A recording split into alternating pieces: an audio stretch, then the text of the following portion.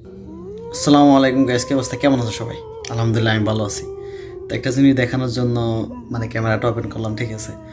আর আমার রুমে কিন্তু আমি একাই আছি এখন। দেখো কেউ নাই, কেউ নাই, ঠিক আছে, কেউ নাই। আমার পাশের রুমে কেউ নাই, যেহেতু আমি একাই থাকি আর সবাই ডিউটি করে দিনে। তো আমি যখন গেম খেলা যেহেতু গেম খেলা সাইডে দিছি, তো টাইম তো পাস করতে হবে, কিছু না কিছু করে তো টাইম পাস করতে হবে, তাই না?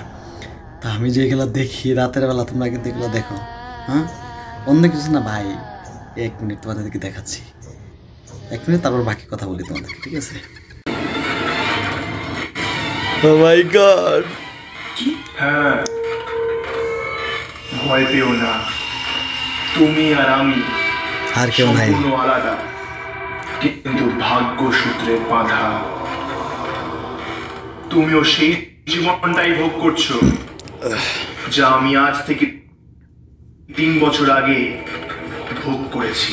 এটা কি করে আচ্ছা, আরো কত ভয়ঙ্কর ভয়ঙ্কর ভূতের ছবি দেখি, ঠিক আছে? মানে ভূতের ছবি দেখতে ভালো লাগে, টাইম পাস করি, ঠিক আছে। হরর ফিল্ম দেখতে ভালো লাগে, কিন্তু যখন দেখি মন কি বলে জানেন, যে আমি দেখতেছি যদি আমার পিছন দিকে ওই আমার ঘাটটা ধরে, ও মাই গড, আমি তো শেষ, আমি তো শেষ, ঠিক আছে। ভালো লাগে ভূতের ছবি দেখতে, ফিল্ম দেখতে ভালো লাগে। তাছাড়া অন্য কোনো কিছু দেখি না, বাংলাদেশের নাটক, বাংলাদেশের ছবি টবি এগুলো কোনো কিছু দেখি না, ঠিক আছে। Only just horror film.